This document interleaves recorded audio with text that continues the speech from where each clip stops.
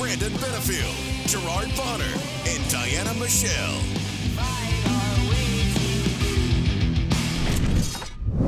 What is up, everybody? It's that time of the week. It's Friday. You know what that means. It's time for your favorite podcast, the SHW podcast. This is our wrestling. B-double Brandon Benefield, GB Gerard Bonner, the lovely Diana Michelle. I got to figure out where you guys are Musical on the screen. Chairs.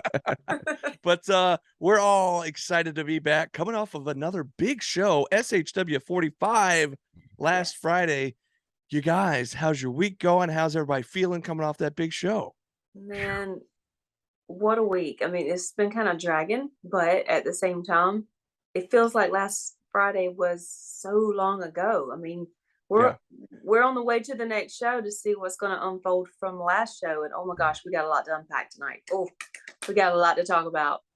Yes, we do. It has been quite the week, a lot going on in the world, and Wakanda Forever.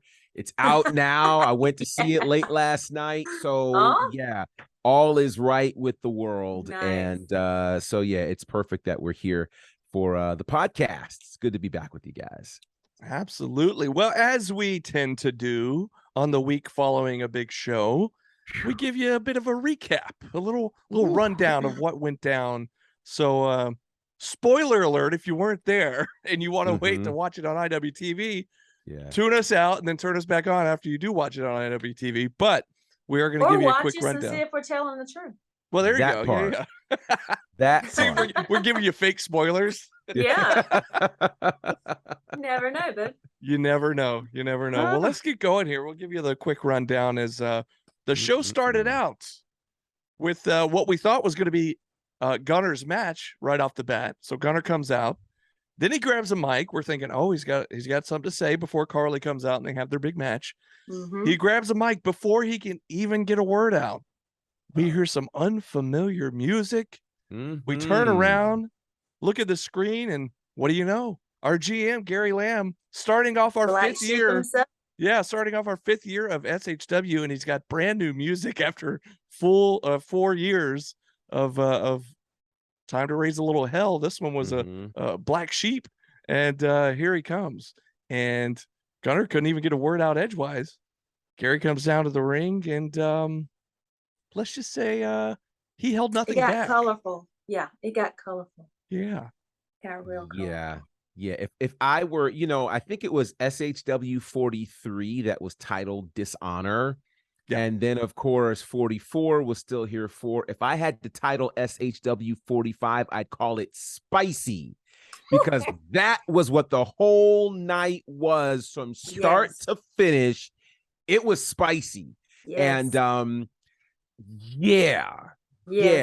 Gary came in, I guess, like Beyonce, he was feeling himself because he had new music. He had a new entrance video. He had his jacket on, and he wasn't putting up with anything.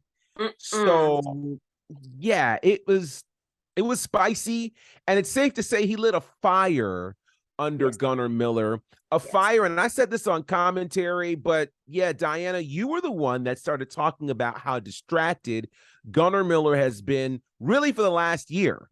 You know, whether it was Corey Hollis, if it was Tank, now Dishonor. And it feels like Gary Lamb gave Gunner Miller a verbal pimp slap. Yeah, I said pimp slap. Gave him a verbal pimp slap to say, wake up, you're Gunner Miller. Get yourself together. And he lit a fire under him. I'm sorry. Say pimp. Well, I mean, on three times now. On the list of things that I expect GB to say week in and week out, pimp slap is not on that list. And so no, it's chuckling because I really was not expecting that. Yeah. But that's what Gary did. It's a great way to put it. Yeah, he did. Verbally, he did do that. And it was needed. I mean, Gunner has been distracted, and I don't really know if he even cares about having the championship still. He just wants blood. He wants revenge. He wants to tear Dishonor apart, member by member. And dang if he didn't do a good job with at least 3 of them last Friday.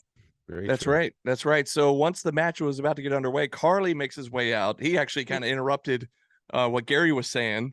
Finally, he comes out. He's flanked by Happy Madness, Sunny Days, and Sal Renaro, who stay out there for the majority of the matchup, which we knew was going to come into play. We knew Gunner was going to be outnumbered and that might affect the outcome of the match. And the referee finally caught them red-handed at one point, sent them to the back. But before they could even get to the back, here comes their soon-to-be opponents later in the night. Adam Jacobs, Jordan Kingsley come out on the attack. They end up brawling to the back.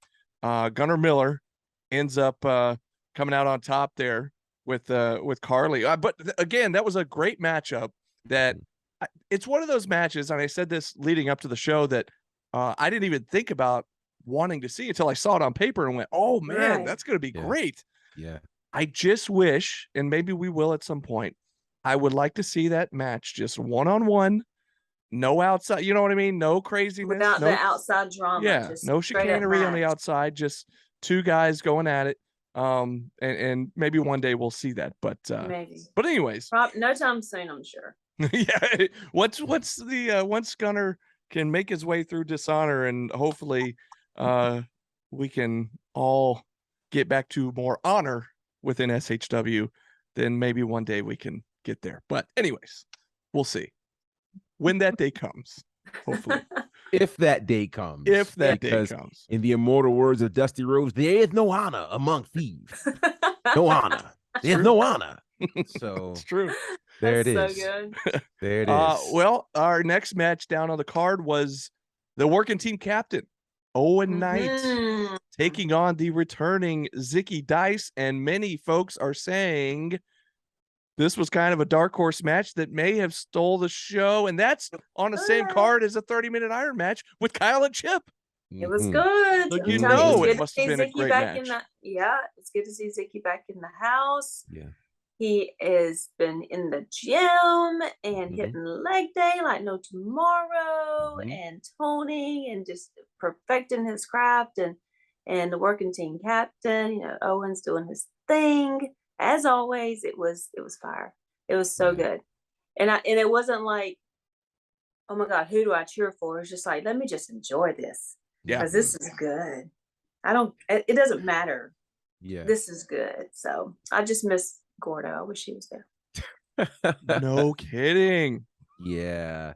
But it's interesting. Two things struck me in watching this. First of all, I was still shocked because we've never seen like for real Zicky Dice decide, you know what? I'm going to turn over a new leaf. Yeah. I'm going to play by the rules and I'm just going to wrestle. No tricks, no insults. No insults, none of that, and so it was a much different look and a much different presentation. The second thing that grabbed me is, people don't, and this is 2022, like in the world of wrestling, two people don't have to be mortal enemies for us to actually watch them have a match. We were really sheerly enjoying the power of great pro wrestling with these two competitors. And I got to tell you, it was amazing. Yeah. It was absolutely amazing. One of the best matches that I've seen for either of them. And a reminder that both Owen Knight and Zicky Dice can put it down and get it done in the ring. What a match. You got to go back on IWTV to watch that match because that was special. Yes, sir. Yeah, absolutely. And Owen, of course, coming away with the victory, but it could have gone either way very easily. And then we were all surprised by somebody that appeared on the jumbo screen behind us, none other than Naja himself, calling out Owen Knight. And it looks like they've set up a best of 7 series that will be taking place across multiple promotions throughout the Southeast. And it's going to be pretty awesome because right away, I would love Owen to see all 7 of those matches, no doubt. Yes. Oh, yeah. I love that. Owen accepted in no time. Before he could even say it, the crowd's going, yes, yes. And Owen's like, well, they answered for me, And so we're excited to see that take place over the next several months. That best of 7 series is going to be amazing. So, and every time we've seen Nagicism show up in the action building, he's put on a show. And every time we see him, we say, oh, I hope he comes back. That's So right. That's can't right. wait to see him in the action building, taking on Owen Knight. Now, we talked about how great that matchup was. That leads us straight into this instant classic that was the 30-minute Iron Man match between Chip Day, Kyle Matthews, two former partners, former tag team champions, two former best friends, now bitter enemies. And what a match it was.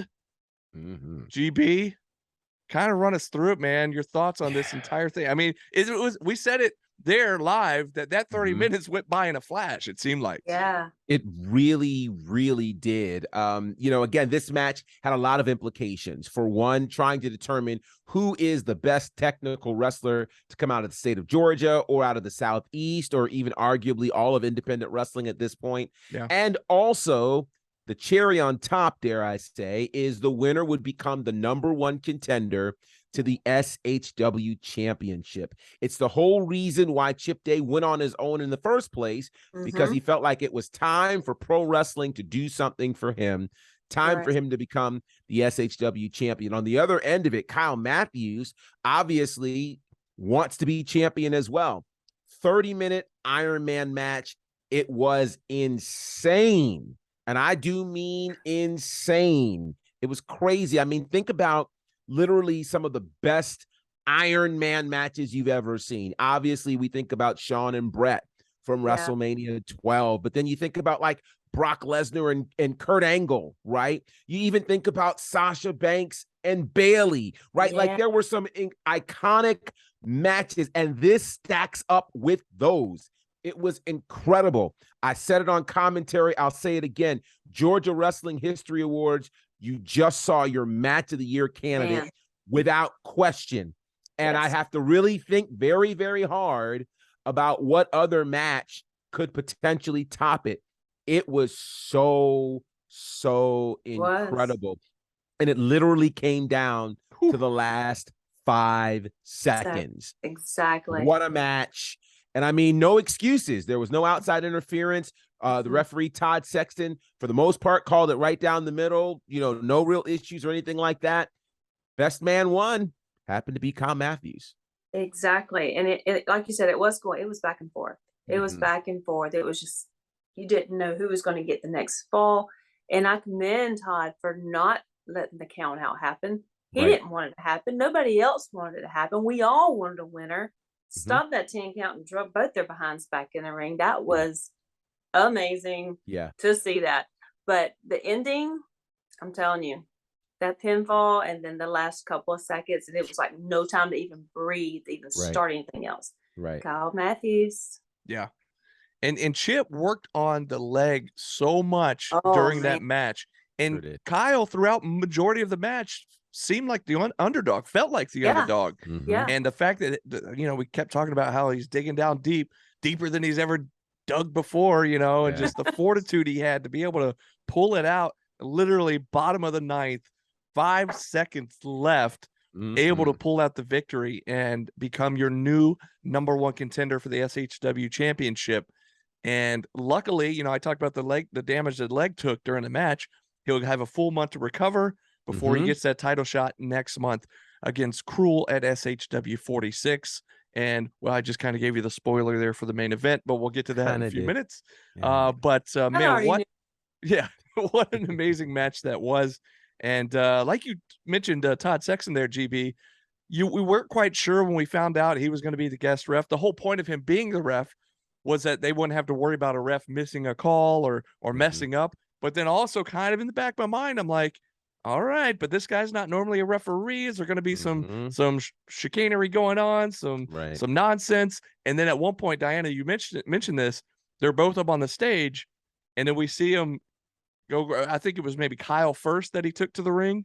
Right. And for a split second there, closest, he just picked him up by the pants. And I think even GB and me both, I think for a second there, we're like, now wait a second. Right. Is he trying to allow Kyle to get the win here? And then he came back and he got Chip, and we were like, all right. Yeah. It was like, I'm telling you, the last 2 shows, Todd's been like the angry parent that he's sick of this mess. He wants to jump straight. He wants all the shenanigans to be done, and we need a winner. Yeah. And that's what we got.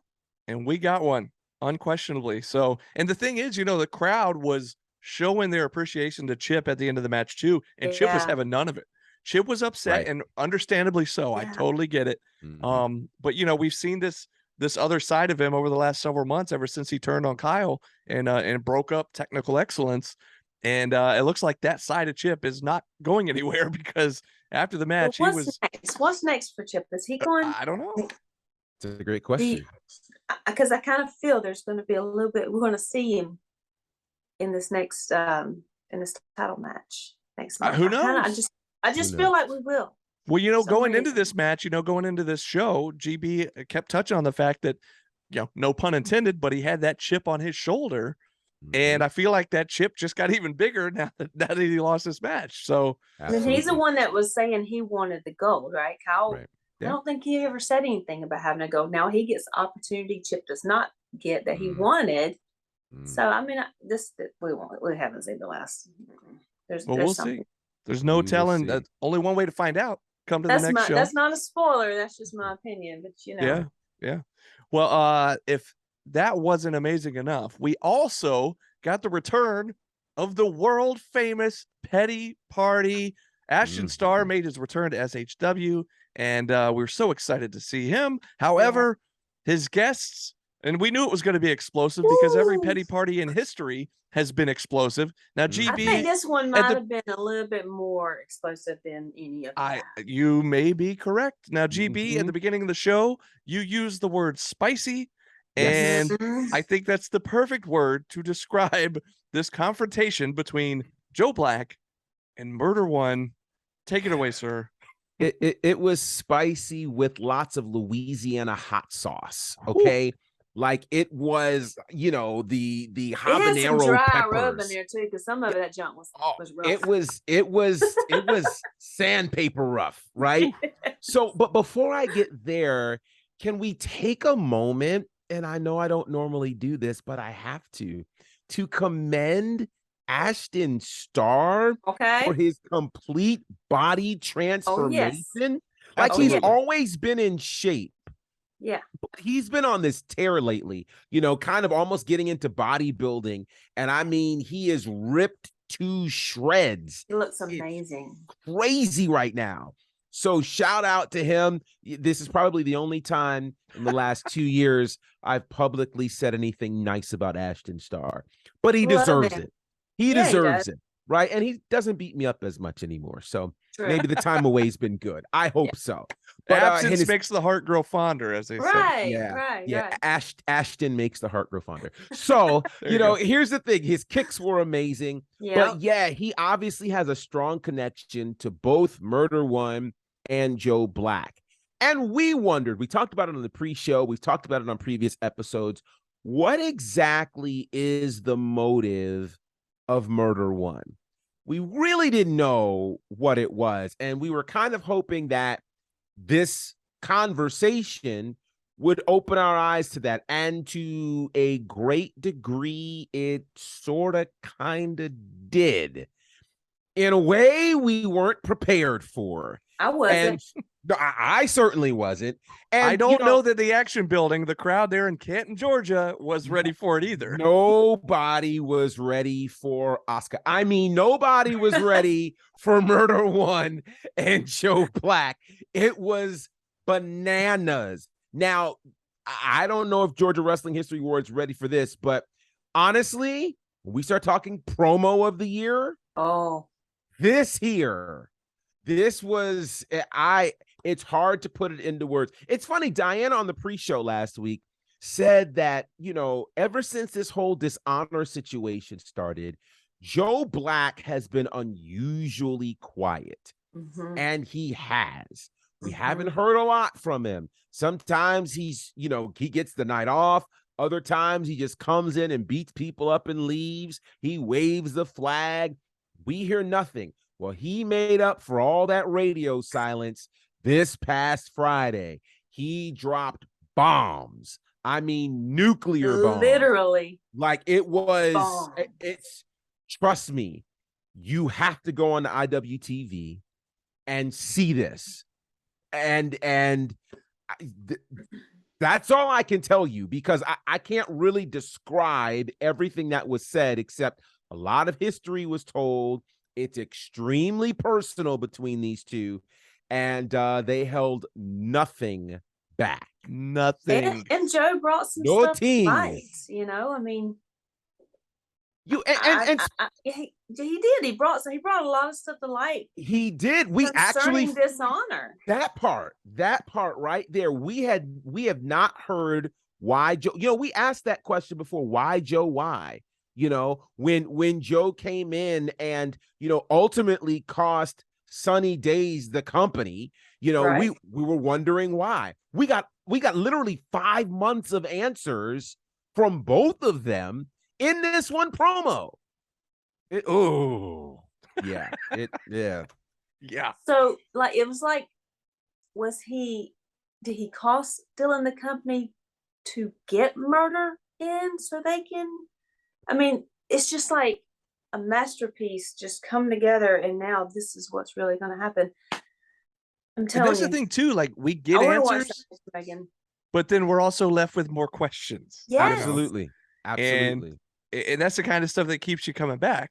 And that's what SHW is great at every single month.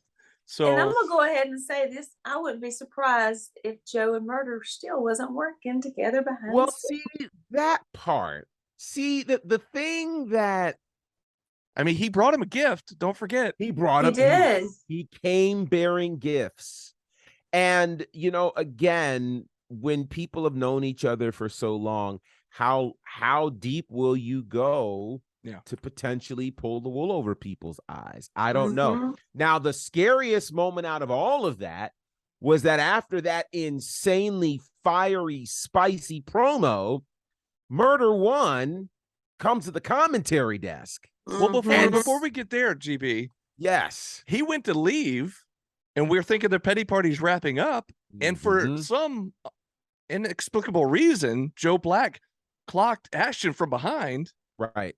which caused Which is Murder to go back crazy. into the ring, right? And then he was like, "I want Joe right now." And then Ashton said, "No. I appreciate you having my back, but I Yeah. can handle myself. I want Mhm. Joe right now." And we get ourselves an impromptu match. Joe Black, do. Ashton Starr, which on any other night is your main event. That's a main event right Absolutely. there. Oh yeah. Two former Absolutely. SHW champions. Mhm. And during that match, then Murder comes and joins. And then we were nervous to say the least when we saw him Yes. approaching the commentary booth. I didn't know what to expect, but go ahead, sir. No. Yeah, and just trust me. We asked him some questions there on commentary that you are going to need to hear the answers to. Yeah.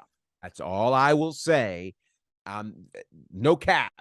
You need to go over to IWTV because, again, on the heels of that crazy promo, our conversation with him, yeah. You got deeper. It's See, I did. You know, I don't get to hear that. I have to wait Yeah. till IW. You will want to hear this. I will. You I will want do. to hear this. Yeah. It was do. interesting to say the very Very. least. Very. But anyways, it's a great impromptu match that we got Mhm. there. It was a Yes. little bit wild with a guest commentary there, but then we had our tag team title match. Of course, we had 2 championship matches We did. closing out the show. The first one, of course, the tag team title match. Happy Madness, Sunny Day Salvernaro, Mhm. taking on the co-winners of the DDP Diamond Cup Invitational from the month before, Right. Adam Jacobs, Jordan Kingsley. Now, as I mentioned in the very first match of the night, there, these 4 guys had a little confrontation, if you will, Mhm. and ended up brawling all the way to the back. So I Little wasn't even prelude. sure if they were still brawling back there the entire show. Like, Right. I wasn't sure what to expect here. But Kingsley and Jacobs come out first. Then Sonny and Sal, well, Sonny comes out on the stage. We're kind of Mhm. curious where Sal is. Sal ends up sneaking in through the crowd from the opposite side, and the old sneak attack there on Jacobs and Mhm. Kingsley. And I was, we said this about Tank as well. Pretty much anybody that's facing Dishonor when Dishonor has the titles, I'm not going to lie, I'm rooting for him. I'm like, we want to get some title belts off of Dishonor. And Right. so I was really hoping Kingsley and Jacobs could do it and kind of shock the world. And they put up a heck of a fight, but They did. I mean, any question that we had about their compatibility as a tag team, working together, doing what tag teams do, Yeah. the moves, the double team, whatever, they did. They I did. mean, they meshed very well together. Yeah. I don't know if they were just talking about stuff. They just had a chance to get together. I don't know, but I want to see them do another tag match, and maybe go after the title belts again. I don't know, Yeah. but I enjoyed that very much. And yes, because they were whipping up on Happy Madness, but yeah, I was surprised that their chemistry was so good. So, yo, we didn't win them, and I said we didn't win them, but Yeah. No, you're right. it was a good effort. I mean, Yeah. really, it was. I was excited. at the end of the Honestly, in GB, of course, we'll get your thoughts here too, but I really thought they had the shot until the surprise appearance by Shoot. night. That Yes, part. He kind of That took out Adam Jacobs, which caused them to Mhm. lose the match, I feel like. But Oh, totally. I definitely Yeah. think that swung the match in the favor of Happy Madness, because for most of the match, it was almost a handicap match because yeah, Sunny Days was taken out early. Yeah. And so really, Jacobs and Kingsley had the advantage for Mhm. most of that match. And then Shoot Taylor, who, if people don't remember, was on the losing end of that impromptu tag match for the Diamond Cup, came back and I guess got a bit of revenge.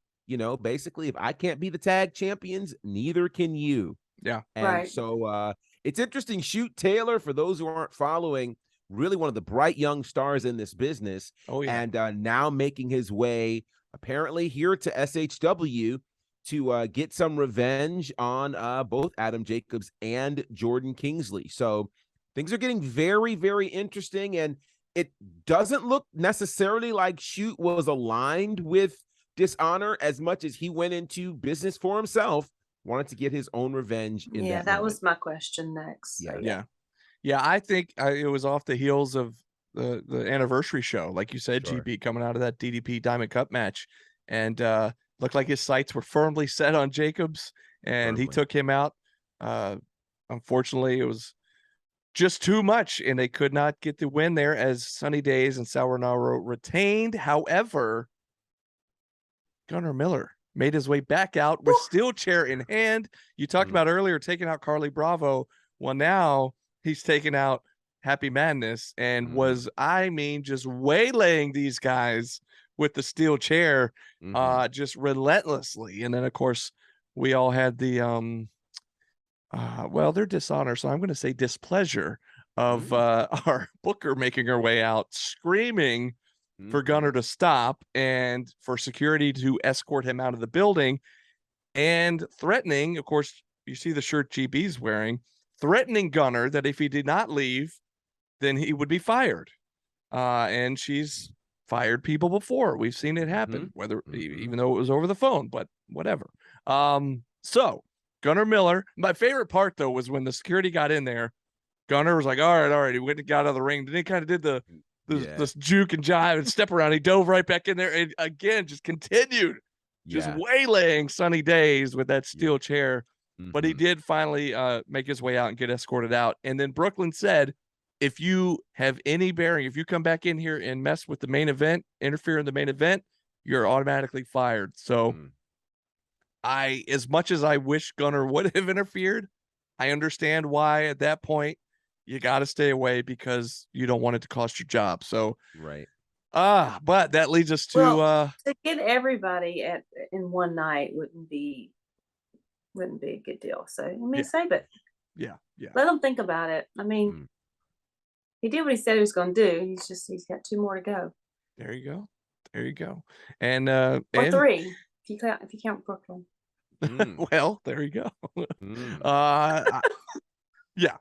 Anyways, we talked about having a guest commentator earlier with Murder One. Well, our main event match was next. It was announced that it was going to be, you know, we had heard initially it was just going to be a match. Then throughout the weeks, we heard, okay, it might be a no DQ match.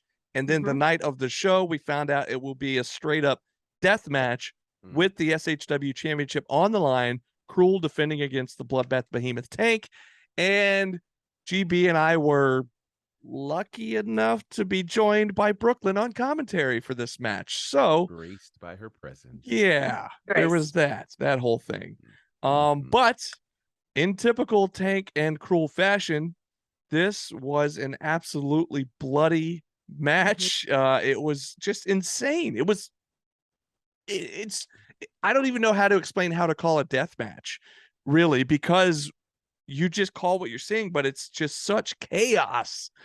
You just have to see it to believe it. I mean, these guys are doing things to each other that if you're not looking, like, I wouldn't believe it unless I'm there seeing it or watching it on IWTV, but it's just insane. They had those gusset plates they were sticking to each other's chest. So early in the match, within the first couple minutes, they're pouring blood out of their back and their chest. And it was like a chop fest, but with spikes. Oh, yeah. So, And once again, you'll want to hear the commentary because obviously our booker had some not so kind words for me when I asked some basic questions. I think she even threatened to get you with a gusset plate, didn't she? Yeah, she threatened that. She, you know, it was.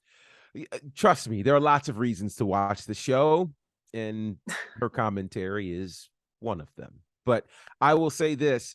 For whatever reason, Friday night I became acquaintly just very, very connected to gusset plates. I just had no familiarity with them prior to Friday night, but mysteriously they just showed up everywhere. And well, they're not. The thing is, to your defense, GB, they're not typically used in they're like for houses or something, right? Like I don't even know what their actual use is for. Yeah, somebody was explaining to me the other night, because I was even asking after the show, like, now what are these actually supposed to be for? Right. Because they're not supposed to be used in wrestling matches. Of course, this was a death match, and so anything goes. But it was wild. It was certainly one of the wildest matches I've seen in quite some time. And for the SHW championship, and it was crazy. It was crazy. And seeing like a wave of people as they got into the crowd on both sides of the ring. And then the wave of people, just a mass of people moving kind of along with them. Remember like when Joe and Huck went out into the parking lot and that sea of people just kind of followed, but formed that circle around them as they were moving around. It was the same kind of thing, but inside the building on one side of the ring. And I'm like, oh no, this is dangerous. Then they go to the other side and people are scattering and kind of, I can't wait to go back and see this on IWTV. Right. Well, especially when they showed up at our table. Oh, you know, it's the first time I've looked into that monster's eyes. And here's the thing. Do that again. Here's the thing. After the anniversary show, I'm thinking, oh, you know what? Cyrus is not on this card. Judas is not on this card. GB, we might be all right here with nobody coming to the table. However, oh no, I was way off. Because and the thing is, you had Brooklyn sitting next to us encouraging Cruel, put it through the table, and I'm like, no, go somewhere else, anywhere else but here. And luckily, I think it was the Reverend showed up. Reverend, we get to thank the Reverend. Whatever that skull is, that has some sort of weird power, maybe over Cruel or something. He distracted him. He drew him away from our table. And so you're right, GB. I never thought I'd be thanking the Reverend, but thanks, Rev. Yeah, thanks. So, anyways, but we still had a big bloody mess right in front of us where Tank's bloody body was kind of propped up on our table, and it was gross. It was gross. Wash your tablecloth. Yeah, it was gnarly. So, well, Cruel, of course, retained the title, but got to give it up to Tank. Put up quite the effort. Something that was rather interesting, though, before I'll tell you what happened with who came out at the end, but something I thought rather interesting was Cruel going down to a knee, almost like he was paying his respect to Tank at the very end, which is not something I would expect from Cruel and Brooklyn with the way they've been acting over the last 6 months or whatever it's been. Right. But I took that as Cruel kind of the modern deathmatch king, acknowledging and showing his respect to the former or deathmatch legend, whatever you want to call him, in Tank. And I thought, wow, but that was a little unexpected there. It was a little human of Cruel, right? Yeah. So it was almost like he was showing the respect there to his like, oh, I don't know if it was like a passing of the torch kind of deal or what to make of that. But I do know that right there towards the end, after Cruel won the match, Brooklyn proceeded to go grab the title belts from Diana and Cheyenne the Sign Girl, or Cheyenne the Gear Gal, as she was the other night. Yes. And say it a little louder for the people in the back. Cheyenne the Sign Gal. The Gear Gal. Oh yeah, She's Sign Gal. Gear Gear Gal. Gal. I'll get it right. I'm confused. She's got too many nicknames. But you know what I mean. Of all trades. Yeah. There you go. But I got nervous for Cheyenne and Diana because Diana. Diana. I know you. Diana Michelle. There you go. I got nervous for you guys because Brooklyn came looking for the title belts. You guys didn't know where they were. And I know it was a chaotic match. There was a lot of moving parts. You guys were running for your lives at one point. I don't know where the belts ended up. Brooklyn was, fit to be tied. Losing her mind. She storms back to the ring. Then we realize where the title belts actually are. Here comes Kyle Matthews from the back, holding the belts. He lays the IWTV title down, holds up the SHW title, points at Cruel, and I get goosebumps because I'm thinking, wow, that's our next big matchup, our next big title match, SHW 46, which don't let me get the date wrong because I believe it's the second Friday. Correct. December 9th for SHW 46. And that's basically how we went off the air there, was a bit of a stare down with Kyle Matthews holding up the SHW title. So, like I said, luckily he's got about a month to recuperate from that insane 30-minute Ironman match. He took a lot of damage to that leg. So hopefully he'll be good to go, be 100% for this title opportunity. Actually gets a month and then an extra week because we're going in the second Friday. So I think that'll benefit him quite a bit. But, Cruel will also have that time to heal up after this crazy death match with Tank. And it's going to be, Kyle's going to have his work cut out for him. This will be his tallest task, both literally and figuratively, to date in his 20-year career. And actually, the show in December will mark Kyle's 20th year anniversary in the pro wrestling business. So how amazing would that be to not only bring the title back to SHW, but to win one of the most prestigious titles in independent wrestling on your 20th anniversary in the pro wrestling business. Like, that would be absolutely amazing. So rooting for him, hopefully. And you know what? In fact, I need to get on the horn and see if we can get him on the show here in the next couple of weeks, because awesome.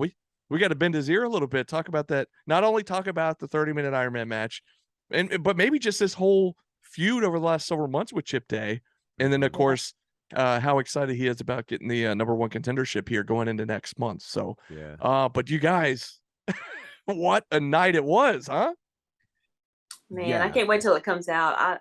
There's nothing like being there live to see everything just unfold live, but to be able to sit on my couch and not have to worry about blood being splattered all over me, or or us not having to worry about coming through the table, or something. I'm actually in my sweats and not in my heels, and watch it on IWTV. It's a major thing. So again, independentwrestling.tv. If you don't have a membership there, you can go ahead and get it. And if you want your first 5 days free, you can use the promo code SHW. And things are getting interesting in the world of SHW and IWTV, because if you haven't already heard, we have a new IWTV World Champion. We've seen that title in SHW before. Well, it's there now for the foreseeable future.